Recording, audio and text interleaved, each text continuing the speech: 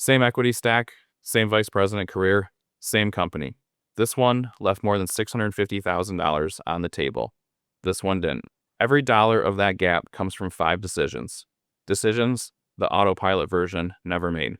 This is the last video in the series. This is the one that shows you what all of it is worth. Over the last 6 videos, we walked through every piece of executive compensation: RSUs, NSOs, ISOs, PSUs, ESPPs, and deferred compensation, and the specific places executives leave money on the table with each one. This video is the capstone.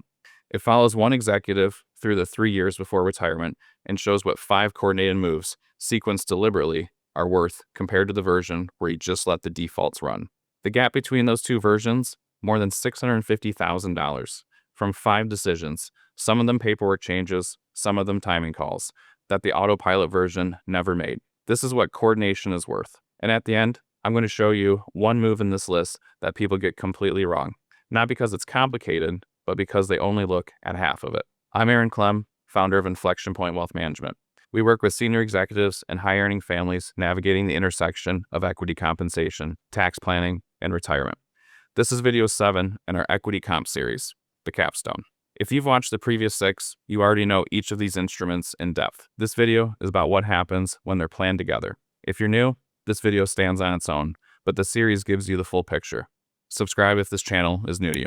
Every video in this series is built specifically for executives navigating these decisions. Let me introduce the executive we're following. I'll call him the same thing I call every hypothetical in this series, a client situation we see. The specifics are illustrative, the math is real. He's a VP level executive at a large publicly traded tech company in Tennessee. No state income tax, which matters for the math. Age 55, married filing jointly, planning to retire at 57. Combined household income, $900,000. His base is $500,000. His annual cash bonus is $300,000. His spouse earns $100,000. His equity stack going into the final 3 years: 60,000 vested RSU shares, 4.8 million at today's $80 stock price, 2.15 million total basis spread across 6 years of vests at very different prices, about 13,300 unexercised NSOs across 4 grant layers, roughly $400,000 of total spread at today's prices, 5,000 PSUs scheduled to vest in the final pre-retirement year, target payout with potential for 150% if performance holds. 8+ years of ESPP participation, about $300,000 of accumulated shares, several lots past qualifying disposition, and a deferred compensation plan he has never once used in over a decade at the company. Traditional IRA and 401k combined, about $2 million. His goals: retire at 57, diversify the concentrated equity position, give meaningfully to charity over the next decade, and avoid the kind of retirement tax surprise that catches people off guard at 73. 5 moves, 3 years to execute them. Here's what each one of those is worth. Move 1 starts with something this executive has never done in over a decade at the company. He's never enrolled in the deferred compensation plan because he assumed he didn't need it. The 401k was maxed, the brokerage account was growing. The non-qualified deferred compensation plan felt complicated and risky. Meanwhile, in his final 2 working years, his income picture is going to be extraordinary. Base salary of $500,000, bonus of $300,000, and his spouse's $100,000 of compensation. And then a PSU vesting at 150% of target, which adds another $600,000 of ordinary income on top of everything else. All of it stacking at the 37% federal bracket. That is exactly the situation deferred compensation was built for, and the autopilot version never touches it. The coordinated move: defer the maximum allowed, about $500,000 per year in each of the final 2 working years. That's $1 million of total deferral. Elect a 5-year installment, distribution starting in year 2 of retirement. Why year 2 and not year 1? Because year 1 is being kept clean for NSO exercises, which is move 4. Every year in this plan as a job, year 1 belongs to NSOs. The 5-year payout: $200,000 per year from year 2 through year 6. Lands in a window when there's no W-2, Social Security is deferred to age 70, and there's nothing else to stack against it. At $200,000 of income filing jointly, the federal marginal rate is roughly 22%. The effective rate on the converted dollars is closer to 13%. Compare that to the 37% bracket where those same dollars would have landed in the working years. There's also a brief note worth making here about timing. This election has to be made in the calendar year before the deferral year. So if the retirement is 2 years away, the window to set this up is right now. 18 months before planned retirement, not 6 months. The executive in the last video, the one who deferred $200,000 a year for a decade and defaulted to a lump sum at separation, ended up with $3 million stacking as ordinary income in a single year at the top bracket. This move is the opposite of that. First time use, sized right, sequenced right, distributed in a clean window. Move 2 is the single biggest paperwork change in the entire plan.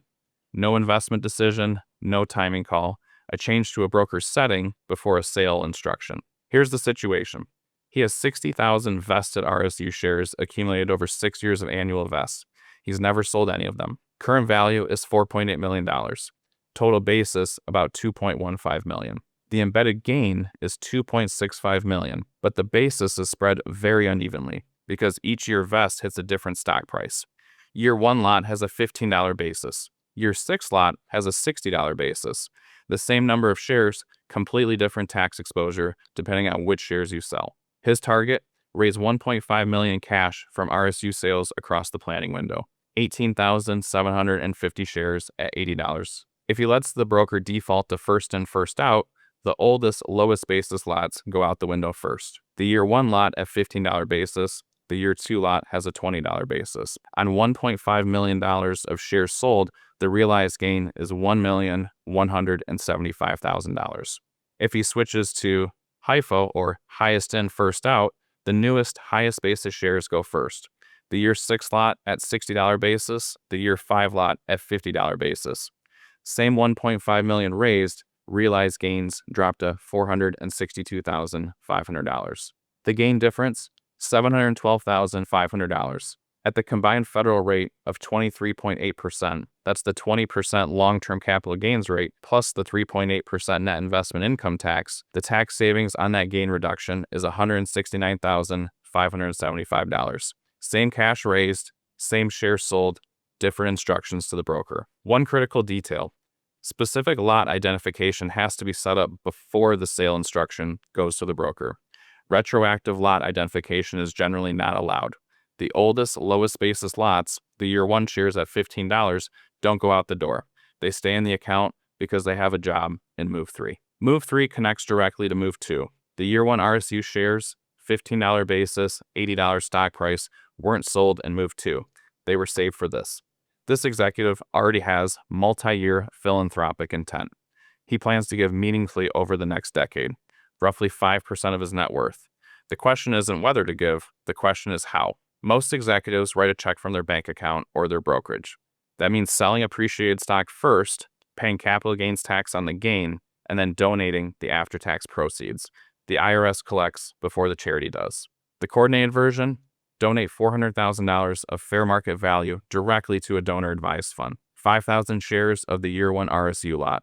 Basis, $75,000, plus the oldest qualifying ESPP shares. What the IRS gives you may be eligible for a fair market value deduction, subject to AGI limits and itemization on the contribution. $400,000 at its 37% federal marginal tax rate. That's $148,000 of federal tax savings. What the IRS doesn't collect, the $325,000 of embedded gain on those shares. Nobody pays the tax on that gain. Not him, not the donor advised fund when it sells. It disappears. Total tax benefit of the move, $225,350.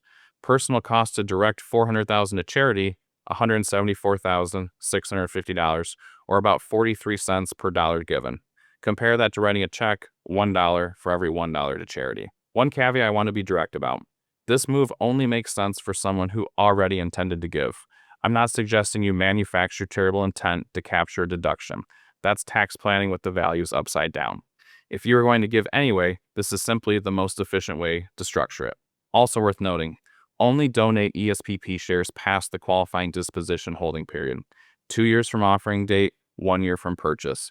Disqualifying disposition ESPP shares carry ordinary income tax treatment on the discount, which changes the analysis. For executives with ISOs, our earlier video adds the AMT crossover layer to this decision. Here's the move I mentioned at the beginning, the one most people get completely wrong. He has about $400,000 of spread across 4 layers of unexercised NSOs. The standard analysis goes something like this. If he exercises in his final years of working, stacked on top of $900,000 of W-2 income, the the marginal federal rate is 37%.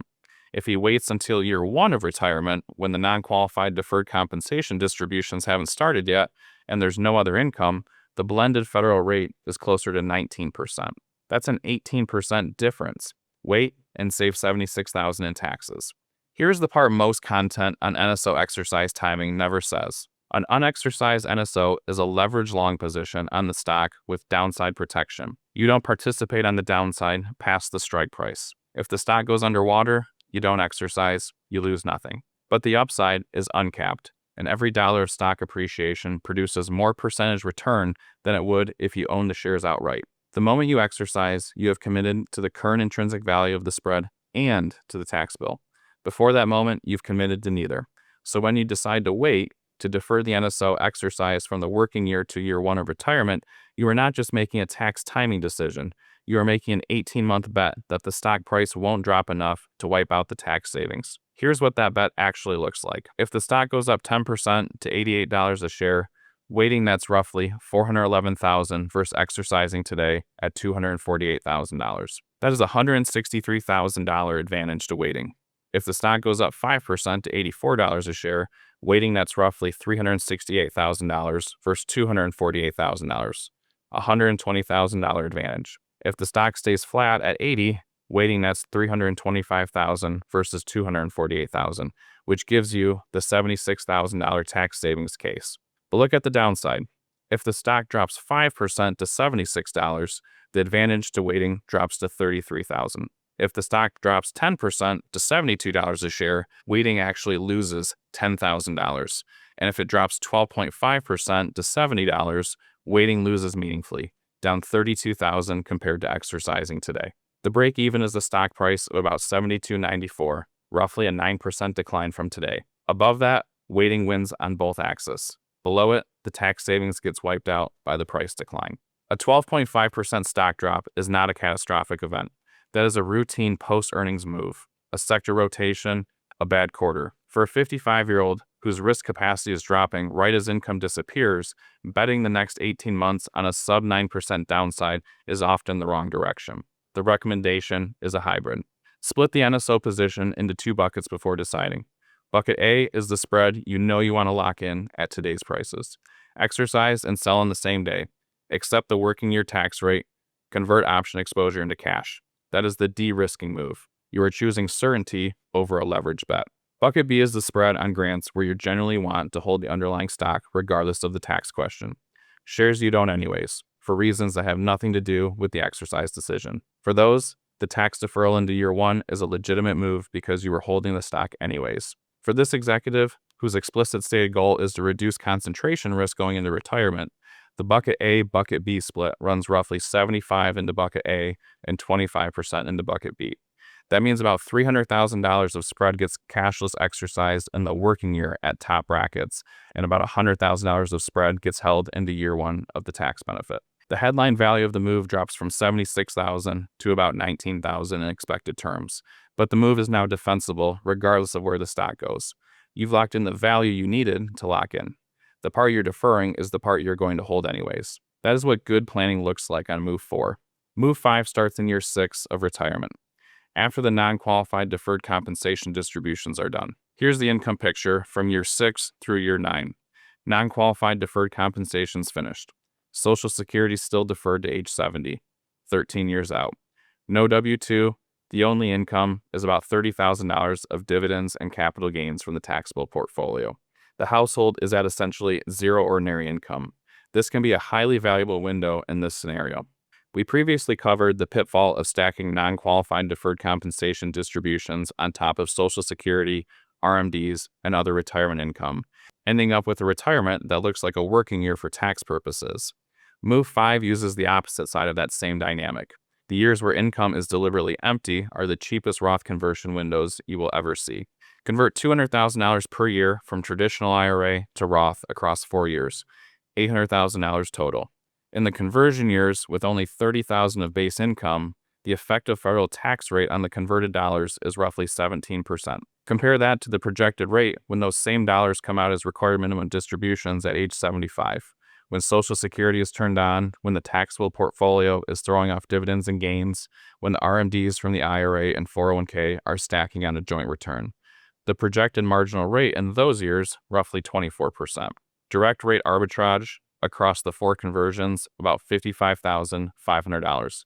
But the headline number understates the structural benefit. $800,000 of Roth dollars compounding at 6% over 20 years becomes about $2.57 million, with every dollar of that growth tax-free.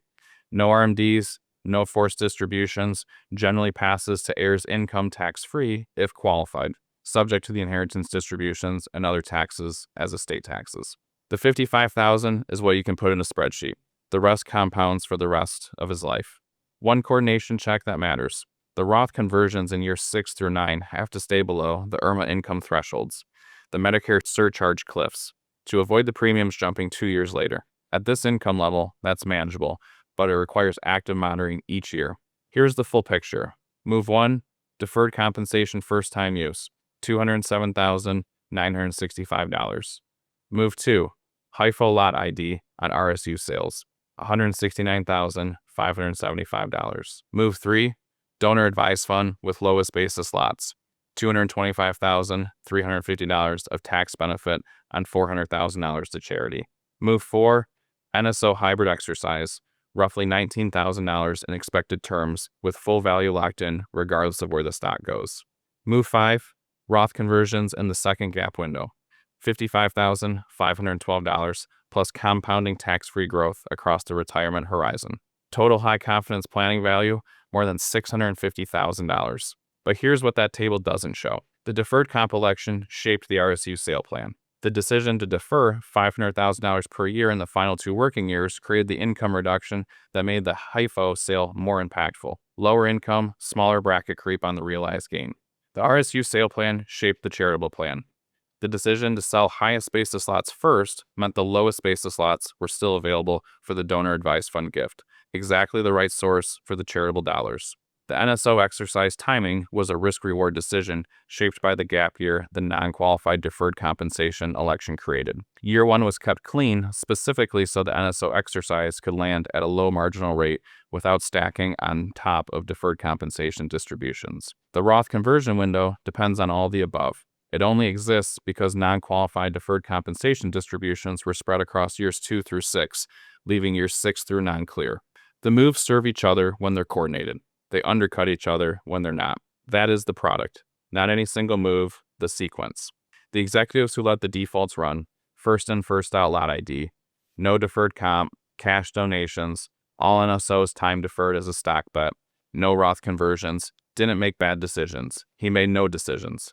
He let the system make them for him, and the system was built to process compensation, not to protect him from the cost of indifference. The executive who coordinated, same career, same company, same equity stack, made 5 deliberate decisions over 3 years. Some of them took 15 minutes, some of them required a planning conversation 6 months before the opportunity arrived. All of them required someone to be looking at the whole picture, not just the next piece. That is what this series has been about, the picture. If you're a senior executive within 5 years of retirement and you haven't modeled what your coordinated plan looks like across all these instruments, that conversation is available to you. Link in the description to schedule a call. No pitch, just your specific numbers. If this series has been useful, subscribe and share this video with the executive in your life who is on the autopilot version of this plan. They may not know the window is still open. Thanks for watching and see you in the next series.